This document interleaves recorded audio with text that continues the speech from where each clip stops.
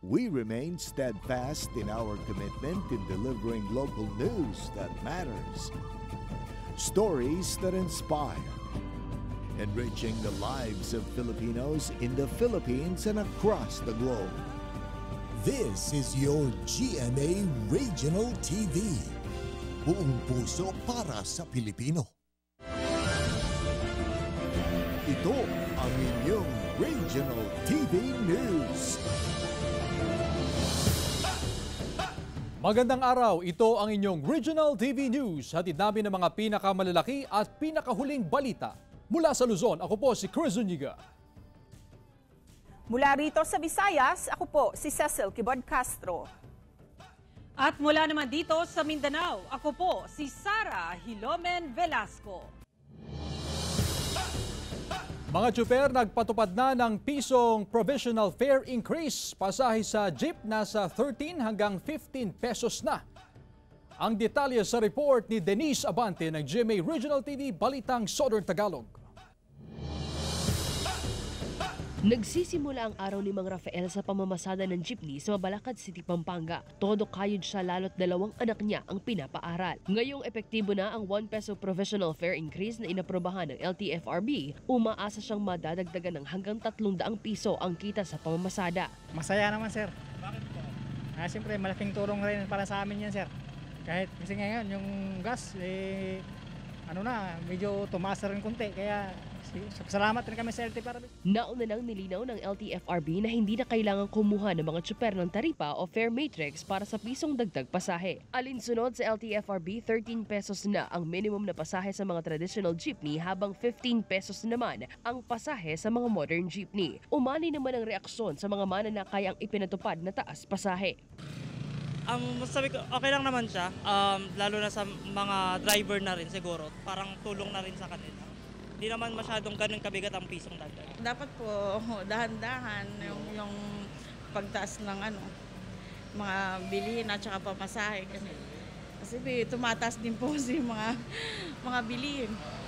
Tapos yung kinikita din namin pang-araw-araw, hindi rin sumasapat.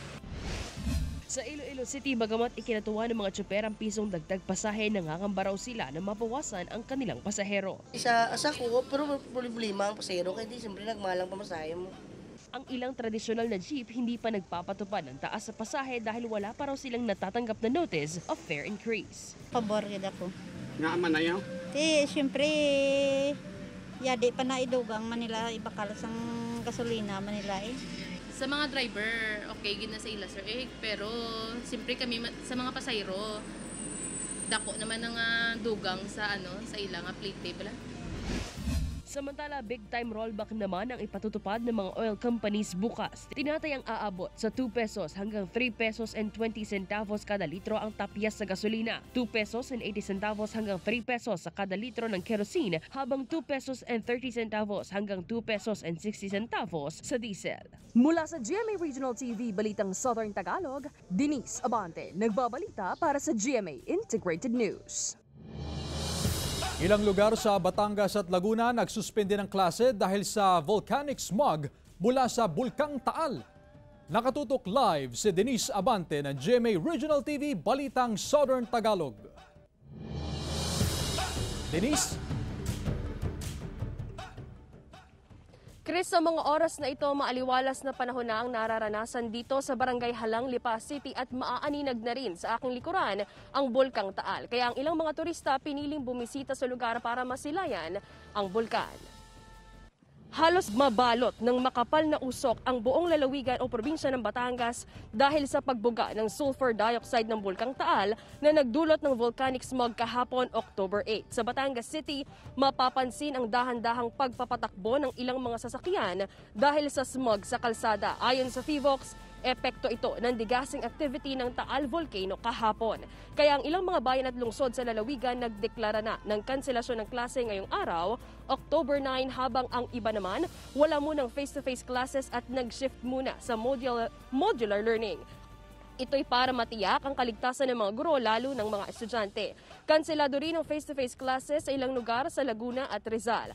Payo naman ng otoridad na manatili muna sa loob ng bahay at magsuot ng face mask kung nakakalanghap ng amoy asupre. Mainam din umano ang pag-inom ng maraming tubig kung nakakaramdam ng pagsakit ng lalamunan upang maibsan ang sakit na nararamdaman. Dagdag pa ng PHIVOLCS, mag-iisang linggo nang walang naitatalang volcanic earthquake sa Bulkang Taal pero patuloy pa rin ang kanilang monitoring sa aktibidad nito. Chris, habang nananatili sa alert level 1 ng bulkan, payo ng mga eksperto na huwag munang pumunta sa Taal Volcano Island at pinagbabawal rin ang pagpapalipad ng kahit na anong uri ng aircraft malapit dito.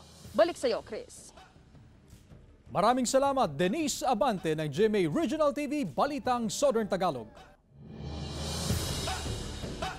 Pinapayuhang mag-ingat ang mga Pinoy sa Israel dahil sa state of war alert. Narito ang report. Biglaan ang mga naganap sa Israel kung kailan patapos na ang isang Jewish holiday. Umaga ng Sabado, lumipad mula sa Gaza Strip ang mga raket ng grupong Hamas. Kabi-kabila ang mga pagsabog sa pagpuntirya nila sa Israel. Pero higit sa mga rocket attack, naghasik ng lagim ang mga armadong Hamas sa biglang pagpasok sa southern Israel. Sa lupa, dagat pati sa himpapawid, walang habas silang namaril ng hostage at tumangay pa ng mga Israeli tank. Sa ilang bayan, humandusay ang mga bangkay ng mga sibilyan. Nagdiwang ang mga miyembro ng Hamas. Said na raw ang pasensya nila sa mga dinanas na kalupitan ng Israel. Sabi naman ni Israeli Prime Minister Benjamin Netanyahu, nasa state of war ang kanilang bansa, sabay pagtitiyak ng kanilang kahandaan at tagumpay. Dahil dito, kinundina ni Pangulong Bongbong Marcos at ng iba pang world leader ang mga pag-atake lalo na sa mga sibilyan. Binomonitor din ng OWA ang nasa 200 Pinoy sa Gaza Strip. Dito kasi meron tayong caregivers na employed dito sa Gaza. Accounted for na natin yung 5 caregivers natin. Ang nag-aantay na lang tayo na ma-accounted for. Ito pang another 6. Meron tayong 11 dyan eh. Ayun. Ayun po. Samantala, dinig ang sirena at airstrikes nang patapos na ang panayam ng GMA Integrated News sa 4 na Pinoy hotel workers sa Tel Aviv, Israel. Nagkubli sila sa bomb shelter ng hotel. Mararamdaman po ng building, nagbabibrate siya. Nagbabibrate talaga po. Talagang boom! Ganun, tapos mararamdaman mo po. At saka sunod-sunod po siya, sir. Sa datos ng Population and Immigration Authority ng Israel, kabilang si Narika, Queenie, Rosie at Yam sa 30,000 Pilipinong nagtatrabaho o naninirahan sa Israel. Sabi ni Foreign Affairs Secretary Enrique Manalo, tututukan ng gobyerno ang sitwasyon at lagay ng mga Pinoy sa Israel, gayon din ang Palestine at iba pang bahagi ng Middle East. Mula sa GMA Regional TV 1 North Central Luzon, Jeric Pasiliao nagbabalita para sa GMA Integrated News.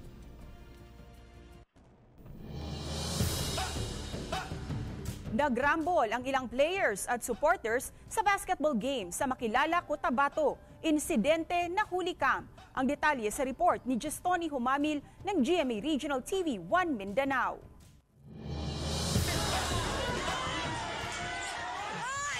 Sa pulso video ang nangyaring rumble na ito sa isang liga ng basketball sa Barangay Malasila sa bayan ng Makilala sa Cotabato, Miyerkules ng gabi.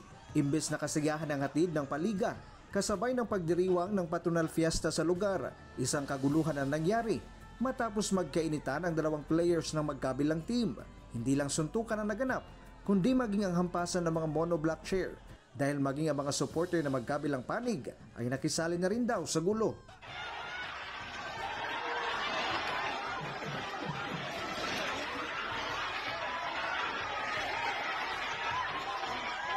Ang punot dulo daw nito, nasiko ng isang player ang isa pang basketball player sa kabilang team.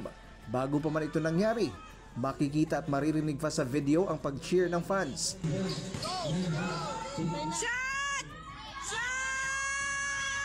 Ngunit maya-maya sa pag-shoot ng bola nitong naka-white jersey shirt,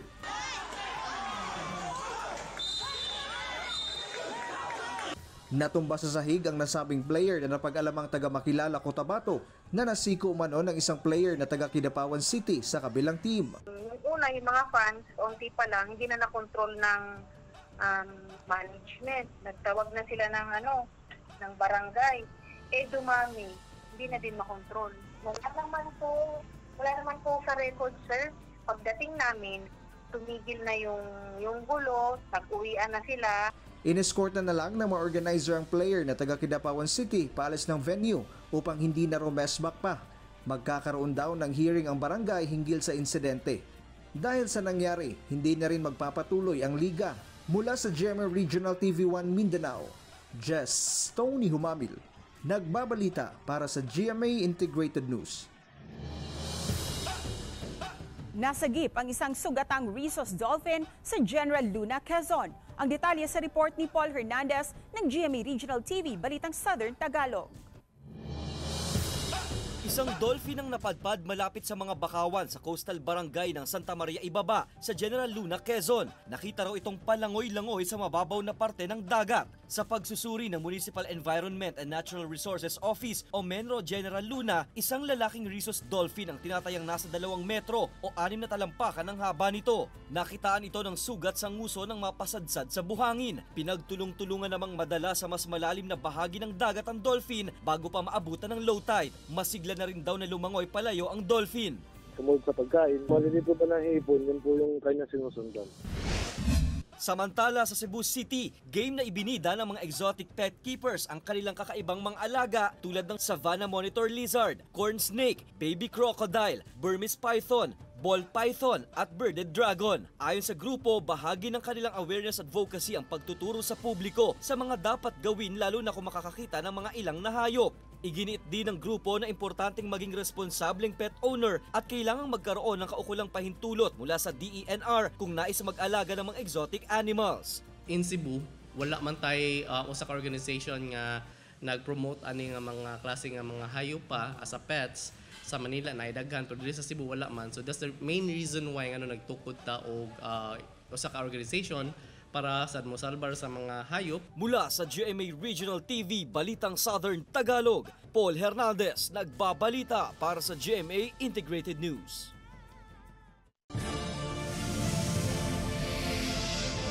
Ito ang inyong Regional TV News.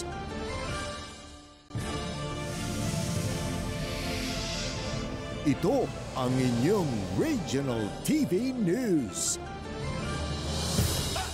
Critical ngayon ang lagay ng isang 7 taong gulang na batang lalaki matapos na mabangga ng SUV sa harap mismo ng isang pampublikong paaralan sa Barangay Buang, Tabaco City, Albay. Makikita sa CCTV ang paglabas ng 2 lalaking estudyante sa gate ng paaralan at tumawid sa pedestrian lane. Pero pagdating sa gitna ng kalsada, isa sa 2 batang lalaki ang nabangga ng isang SUV na mabilisang takbo. Agad namang rumesponde ang naka-standby ng mga kawani ng BFP sa lugar at itinakbo sa ospital ang bata. Nakatakda naman daw makipag-usap ang mga barangay official sa pamunuan ng paaralan para maiwasan ang ganitong aksidente. Nagka-areglo na raw sa ngayon ang magkabilang panig at tiniyak ng driver ng SUV na sasagutin nito ang pagpapagamot ng biktima. Ang liso na yan sa kuya na i-request mi buda sa principal, pag oras na bagong rulasan, ang gate isara daw. Open kaya sugit dahil nangyari kaya dahil may piling isara ang gate dahil may evacuation. Patay ang isang kandidato sa pagkapunong barangay sa Cebu City matapos barilin ng riding in tandem suspects. Tutukan sa report ni Nico Sereno ng GMA Regional TV Balitang Bisdak. Hustisya ang panawagan ng pamilya ng 60 anyos na si Anastasio Pacquiao matapos itong barilin patay ng riding in tandem noong Huwebes ng hapon sa Barangay Prensa. Ang biktima ay kakandidato sa pagkapunong barangay sa Kansumoroy, Balamban, Cebu sa October 30 barangay at SK elections. Agad na binawian ng buhay ang biktima matapos magtamo ng tama ng bala sa ulo. Sir, pasensya gyud kayo pero sa pagkakaroon ako sa naikuan, wala pa dili pa ko kasulti ug unsay hinungdan. Isalig lang na namo sa pulis. Tukoy na ng pulis ang pagkakakilanlan ng mga suspect, subalit tumanggi muna silang magbigay ng detalye dahil sa nagpapatuloy nilang operasyon. We are not closing the investigation as to motive yet kay ato pang gi-check kung naapabaylaing anggulo like personal grudge or iya ang mga personal dealings. Hindi rin isinasantabi ng pulisya na posibleng election-related ang insidente. Bagay na hindi sinang-ayunan ng COMELEC 7. It's a three-cornered fight, no? So, kung ingon ta based on this circumstance, initially makaingon mi nga dili election related. Municipal Councilor ng Buena Vista, Bohol, binaril patay ng riding in tandem Biyernes ng madaling araw. Kinilala ang biktima na si Danilo Hayag Anyora, residente ng Barangay Dait Norte sa Buena Vista. Ayon sa Bohol Provincial Police Office, sakay sa kanyang motorsiklo si Anyora at pauwi na sana sa kanilang bahay galing sa isang derby nang siya ay tambangan. Inaalam pa ng Bohol Provincial Police Office ang motibo sa krimen. Kinundina ni Buena Vista Mayor Dave Dualio ang insidente at nananawagan sa otoridad sa agarang pagresolba ng kaso. Mula sa GMA Regional TV Balitang Bisdak, Nico Sereno nagbabalita para sa GMA Integrated News. Positibo pa rin sa paralytic shellfish poison o toxic red tide na mataas sa regulatory limit ang mga shellfish na nakolekta at isinilalim sa test mula sa Sapian Bay coastal waters ng Panay, Pilar, President Rojas at Rojas City sa Capiz. Coastal waters ng Gigantes Island sa Carles, Iloilo, coastal waters ng Dawis at Tagbilaran City sa Bohol at Dumangkilas Bay sa Zamboanga del Sur. Ito ay base sa inilabas sa Shellfish Bulletin No. 23 ng Bureau of Fisheries and Aquatic Resources o BFAR. Ibig sabihin, hindi pa rin ligtas ang pagkain ng shellfish o alamang mula sa mga nasabing lugar at ipinagbabawal pa rin ang pagkuha, pagbebenta at pagkain ng mga ito. 5 hanggang 8 paaralan sa Negros Occidental ang nakapagtala ng pagtaas ng kaso ng mga estudyante at guro na nakitaan ng flu-like symptoms base sa monitoring ng DepEd Negros Occidental. Dahil sa pagdami ng mga estudyante na nagkakatrangkaso, ilan sa mga paaralan ang muling nagpapatupad ng pagsusuot ng face mask sa klase. Paglilinaw naman ng DepEd, walang dapat ikabahala dahil hindi naman daw ganun kadami ang mga nagkakatrangkaso.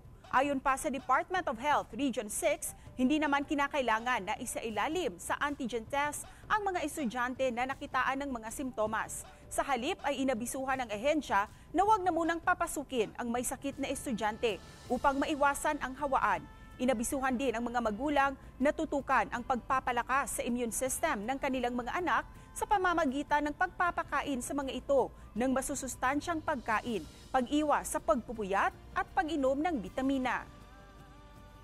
Man hindi madampi across the province gid ang amoning sitwasyon. So ang discretion na sa school head kung i-implement nila sa eskwelahan. Patuloy na dinarayo ang Mount Pulag na tinaguriang Playground of the Gods dahil sa picture-perfect na tanawin. Atin niyang pasyalan sa report ni Joan Ponsoy ng GMA Regional TV 1 North Central Luzon. Mga kapuso, hanap nyo ba ay challenging na adventure at picture-perfect na scenery? Tara sa Luzon sa highest peak at pangatlong pinakamataas na bundok sa Pilipinas at binansagang the Playground of the Gods, ang Mount Pulag. May taas itong 2,926 meters above sea level at matatagpuan ito sa borders ng Benguet, Ifugao at Nueva Vizcaya. Itinuturing itong sagradong lugar ng mga katutubong nakatira malapit dito. Bago ang pag-akyat sa bundok, sasailalim muna ang mga hikers sa briefing at registration. Ang grupo ni Atashi na mula pa sa Pangasinan, hindi pinalampas ang pag-akyat sa sikat na tourist destination. Ito yung pinaka-paborito kong akyatin. Napakaganda din naman yung kanal. Actually, pang-anim ko na to, tapos ang dami ko na rin mga na-invite na mga kasama dito, tsaka nag-enjoy naman sila. So far, nakakapagod papunta pero worth it naman po. Kung naghanap kayo ng sign sa new adventure, try nyo tong Mount Pulag. May paalala naman ang otoridad sa mga hiker bago umakyat ng Mount Pulag. All hikers should make a reservation. Kailangan magpa-book and then kailangan ng medical certificate to make sure na lahat ng maakyat na healthy. And then of course, we are always emphasizing on the garbage. Lahat ng basura should be brought out of the park. Mula sa GMA Regional TV 1 North Central Luzon, Joan Ponsoy, nagbabalita para sa GMA Integrated News.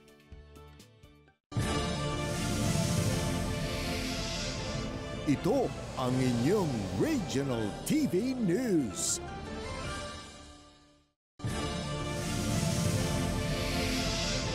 Ito ang inyong Regional TV News. Natagpuan sa bakuran ng isang bahay ang isang sanggol na babae na nakasilid sa eco bag sa Pidigan, Abra. Tutukan sa report na ito.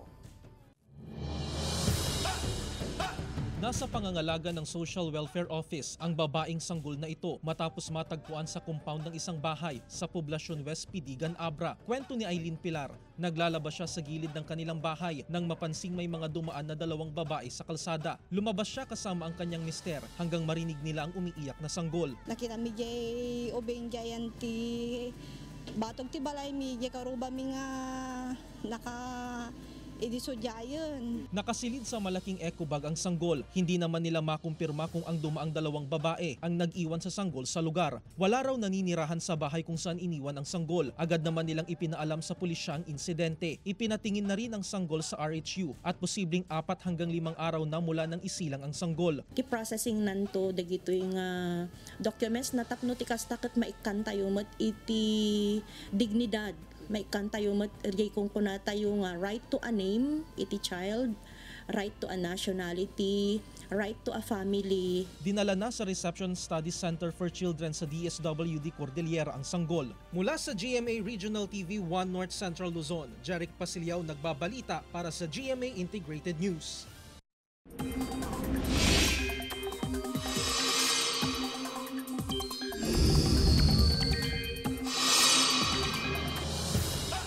Mga kapuso, isang low pressure area at isang bagyo na nasa Pacific Ocean ang minomonitor ngayon ng Pag-asa. Namata ng ahensya ang LPA 1,415 kilometers silangan ng Visayas habang ang bagyo nasa 2,830 kilometers silangan ng Visayas. Isa itong severe tropical storm na may international name na Bolavin. Mababa ang tsansa ng bagyo na pumasok sa PAR pero ang LPA may posibilidad sa loob ng 24 hanggang 48 oras. Sa ngayon, ang trough o extension ng nasabing LPA ang magpapaulan sa ilang bahagi ng bansa. Nanatili ngayon na mababa ang tsansa ng LPA na maging bagyo. Ngayong umaga asahan ng pag-ulan sa ilang bahagi ng Aurora, Quezon, Palawan, Visayas at Mindanao base yan sa rainfall forecast ng Metro Weather. Magpapatuloy yan at magiging malawakan pagdating ng hapon. Posible ang heavy to intense rain sa ilang lugar na maaring magdulot ng baha o landslide.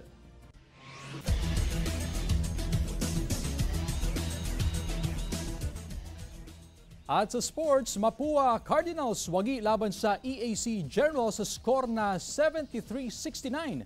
Tungayan sa report. Sa Game 1 ng NCAA Season 99, nanaig ang Mapua Cardinals laban sa EAC Generals kahit pa lamang ang Generals sa first half 40-35. Pisikal ang bakbakan sa court, binuhat ni Alan Liwag ang EAC sa kanyang 22 points pero hindi ito sapat dahil kumapit ang Mapua kay Paulo Hernandez sa mga clutch plays nito sa dulo para magwagi ang Cardinals 73-69. Sa Game 2, mailap pa rin ang panalo sa defending champion na Letran Knights matapos pataubin ng Arellano Chiefs. Dahil yan sa fearless drive ni Felix Villarente, may sumabit pa. Bago yan, pumukol pa siya ng 3. Natapos ang game 87-80. Sa Game 3, wala pa ring talo ang LTO Pirates nang talunin ang San Beda Red Lions dahil pa rin sa finisher move ni Enoch Valdez. Pinangunahan niya ang Pirates sa score na 67-62 para sa kanilang 6 straight wins. Abangan sa Martes, 2 p.m. JRU Heavy Bombers kontra sa San Beda Stags sa Game 1 at Game 2, Benilde Blazers laban sa Perpetual Altas 4 p.m. live sa GTV. Mula sa GMA Regional TV 1 North Central Luzon, Chris Zuniga nagbabalita para sa GMA Integrated News. Sa iba pang balita, siniguro ng Negros Occidental Police na sapat ang kanilang puwersa sa pagbabantay ng seguridad ng probinsya sa barangay at SK elections nitong October 30. Maliban sa pulisya ay may nakahandaring personnel ang militar na ide-deploy sa iba't ibang lugar sa Negros Occidental. Inihanda na rin ng COMELEC ang kanilang kakailanganing election paraphernalia. Sa record ng NOC-PPO, 11 kataong naaresto sa paglabag sa COMELEC gun ban. Gayunpaman ay walang naitalang election-related violence sa probinsya. 3 barangay naman ang tinuturing na areas of concern. Tinututukan ang mga barangay sa bayan ng Calatrava at Moises Padilla.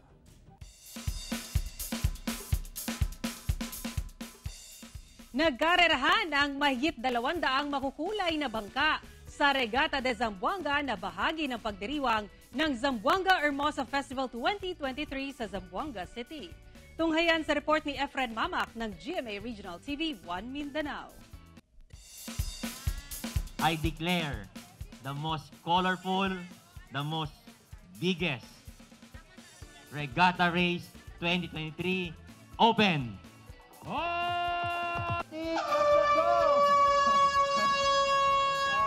Nagpaunahan at nagpabilisan sa pagsagwan ang 235 na kalahok sa winter race na tinatawag na Regata de Zamboanga na isinagawa sa karagatan na bahagi ng Artilim Boulevard, Zamboanga City. Idinaan muna sa bawat hits o preliminary round ang karera kung saan nasa 25 na bangka muna ang nagkarerahan sa tinatayang 150 meters ang distansya mula sa baybayin. Bonito ka sa anyo, sir. Very colorful. Taon-taong ginagawa ang Regata de Zamboanga na isa sa mga highlight activities sa pagdiriwang ng Hermosa Festival 2023. Ang makukulay na vela o layag ay simbolo ng makukulay na kultura ng 5 ethnic tribes sa Zamboanga City, ang Sama-Bangingi, Kalibugan, Yakan, Subanen at Badjao. Vinta, que bien importante símbolo del ciudad de Zamboanga, del archipiélago de Sulu y del Mindanao, donde el su colores ya puede unir con el diatun historias y el diatun futuro, como un pueblo que ta composita el diferente tribus, diferente cultura y diferente credos. Nakatanggap ng 20,000 pesos na premyo ang mga nagkampiyon na sina Faisal Baisaki at Kaisal Alano na pawang mga mangingisda. Samantala, dinagsa rin ang sabay-sabay na pagkain ng sardinas na isinagawa sa 1 kilometrong kahabaan ng Artilim Boulevard sa Zamboanga City. Layunin ng aktibidad na mapasigla pa ang turismo ng Zamboanga City na kilala rin bilang Sardines Capital of the Philippines. Mula sa GMA Regional TV 1 Mindanao, Efren Mamak nagbabalita para sa GMA Integrated News. Mga kapuso, 77 days na lang, Pasko na. At mga kapuso, ang tabayanan, susunod na ang balita ko.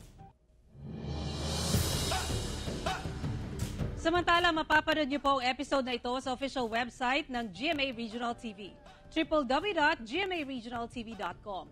Pwede rin kayong bumisita sa aming official YouTube channel, GMA Regional TV, at i-click ang subscribe button para sa pinakamainit na balita mula sa mga rehiyon. Nais naming pasalamatan ang mga kapuso sa iba't ibang panig ng Pilipinas, maging ang mga kapuso natin abroad. Dahil si GMA Regional TV, Local News Matters. Kami ang Regional TV News, buong puwersa para sa mas malaking misyon at mas malawak na pagdilingkod sa bayan.